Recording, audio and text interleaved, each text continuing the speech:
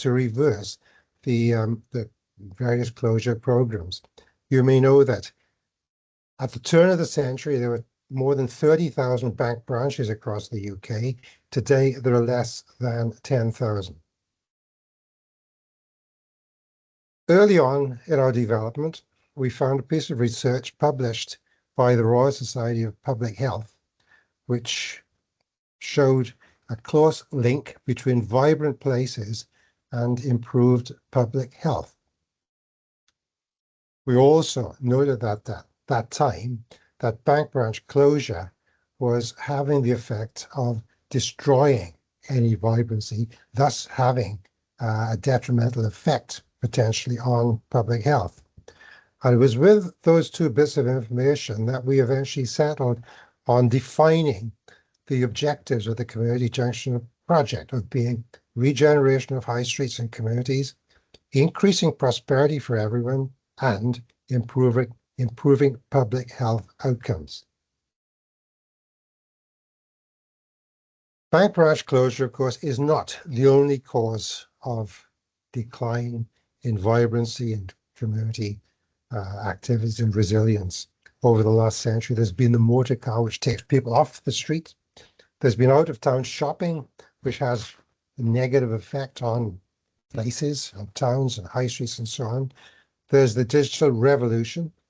And in more recent years, there has been bank branch closure. Not necessarily the last, but perhaps the final nail in the coffin of decline. And the effect of all of these events of bank branch closure has been to drive the spiral of decline ever deeper. And we've seen from our own eyes the sort of effects which take place and which are listed there. A century ago, a typical high street in many places looked like that. Throngs of people, throngs of activities. Today, too often, it looks like that. We got in touch with a number of the main high street banks, succeeded in getting through at senior levels to officials within those banks.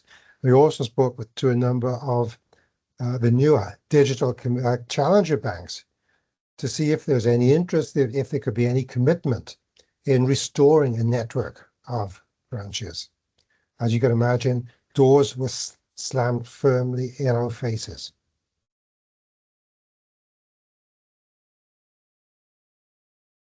So we started looking overseas. We went to the northwestern states in North America, where we found a bank which is actually opening branches, 353, I think, in the last 25 years. In Bangladesh, where they've opened 2,600 branches since 1986. In Mexico, where 803 branches were opened on the same day back in 2003.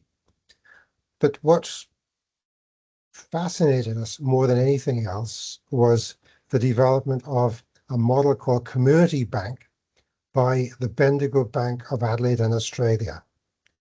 Since 1995, and going against the trend of thousands of bank branch closures in Australia up to that time, the Bendigo Bank has actually opened 324 community-owned branches across Australia since that time.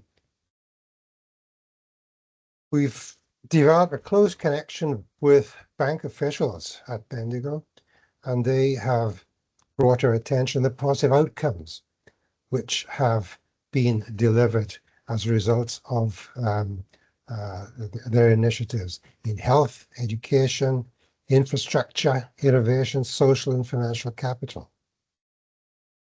60% of the Bendigo community branches are to be found in rural areas, 40% in the bigger towns and cities. I'll show you an example of the sort of results achieved by one relatively small community branch in a town called Cummins in South Australia. It has a population of about 1,000. It joined the Bendigo Syndicate back in 2000.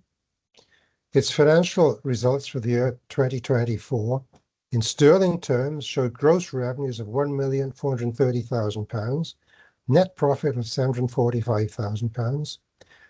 And of that profit, it distributed in support of local community projects £448,000. And since the branch opened in the year 2000, it has distributed from profits made £3,200,000 in support of local community projects, in many instances attracting match funding grants from state and federal governments. So the amount distributed into the local community is in fact far higher than that. The magic ingredients for the success of the Cummins branch, and in fact all the other Bendigo branches, have been ownership. The branches are entirely owned, lock, stock and barrel, by each community which is served. And those branches have the right to retain and distribute profits, but not to shareholders, but only to support local worthwhile initiatives. The subject of ownership is very important, and it can be summed up perhaps in this extract from a speech delivered by Ronald Reagan when he was governor of California back in 1974, in which he said, "There's no greater incentive for people to buy from a business other than the fact that they own it." This slide shows how Bendigo's community bank philosophy works. You do your banking with your local branch, your community gets the branch profits, the community decides what local project to support, and good things happen in your community. Incidentally, in the town of Cummins, the market share for its branch is 104%. Everybody in the town, because they own the branch, banks with the local branch, and many of those people who moved from away are still loyal to that branch and still use it as their bank. Of course, to simply take the Bendigo model and imprint it into UK might be difficult. People don't visit high streets in any numbers as they once did. More and more using digital banking, they perhaps fail to see the advantages which having their own bank branch might bring. So we have introduced a number of enhancements. Opportunity for individuals within the community to engage in low-risk enterprise and career. Providing facilities for startups, for pop-ups, and with supply of local products and services. Reconfiguring the design of bank branches so that they contain meeting spaces for groups to engage in activities of interest and benefit to the local community, to create and participate and watch interesting and exciting events and activities, and to enjoy the fruits of local crafts, culture, and products. Community dividend, of course, comes in the form of playing a part in the development of facilities and amenities from their own everyday banking activities, which otherwise would take the form of profits going up to head office in London. And of course, helping the disadvantaged, the lonely, the elderly, the vulnerable, and the disabled. All these features helping, we would suggest, in delivering better health outcomes. Proof of the pudding is, of course, in the eating. Is there somewhere in the UK which can prove the theory behind the Community Junction project? Well, fortunately, there is. Veronica lives as the crow flies, about 12 miles across the sea from where I'm speaking today. About 7 miles on the other side of the Gower coast is a small village called Llanmaddock. Population of about 250 people.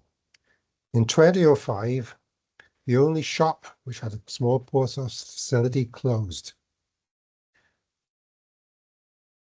The village moved swiftly in decline and inconvenience. People now had to travel, make a round trip of 35 to 40 miles to the nearest bank, to pay in, to take cash out, to deal with their mortgages or loans or investments or what have you. Some bright spark came up with an idea to convert a disused barn at the back of his property into some form of community shop.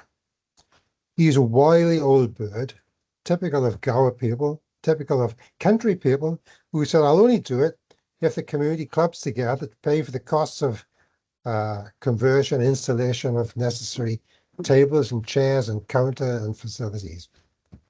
The community duly clubbed together and formed a community interest company. At the start, the purpose was simply to provide banking financial services through a community post office operating 2 hours a day, 4 days a week, and the shop would sell bread, milk, toilet rolls, and such like. But to everyone's surprise, people in the village and the surrounding areas identified opportunity to convert their interests, backgrounds, hobbies, and so on into goods and services for sale through the shop. Fresh fruit and vegetables from their gardens, bakery making sandwiches, cakes, hot and cold drinks, including alcoholic drinks, local crafts, flower arrangements, basket weaving, photography, art, and more. In little time, more than 20 micro businesses were set up. Within a year or two, the level of business, the level of interest, the number of visitors, it's just too much for the shop to service. And so with the help of a grant from the Welsh government of £300,000, a plot of land was acquired on it, a new building, purpose-made building was erected. Nowadays, 2025, the village is vibrant and thriving, as are villages around the surrounding area. The shop enjoys a significantly extended product range, significantly extended product range. It attracts visitors from Gower, from Wales, and in fact from nationwide, and all of this supports community projects. All of this, of course, is theory. We're now at the early stage, not the early stage, we're at the mid stage of transitioning from theory to reality. We've been in discussion with an area in the northeast of England to establish a pilot study in that region, are in the process of setting up, based upon Bendigo's experience, a steering committee to attract and engage the local community and help determine levels of interest, engagement, and commitment. The steering committee will comprise local MPs, local government, the police, charitable organizations, school PTAs, and so on and so forth.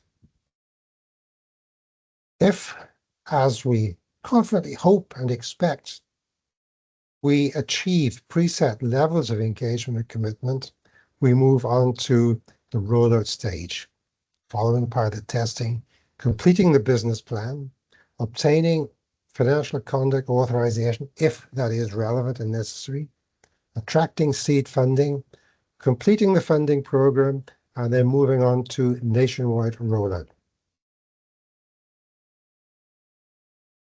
We intend to deliver in up to 2,500 communities across the UK, which have lost all or nearly of their bank branches, a new form of the promised land. Place and community regeneration, full banking and financial access, and a series of social and economic dividends, increased prosperity, reduced poverty, less antisocial behavior, cradles of ideas and innovation, and improved public health.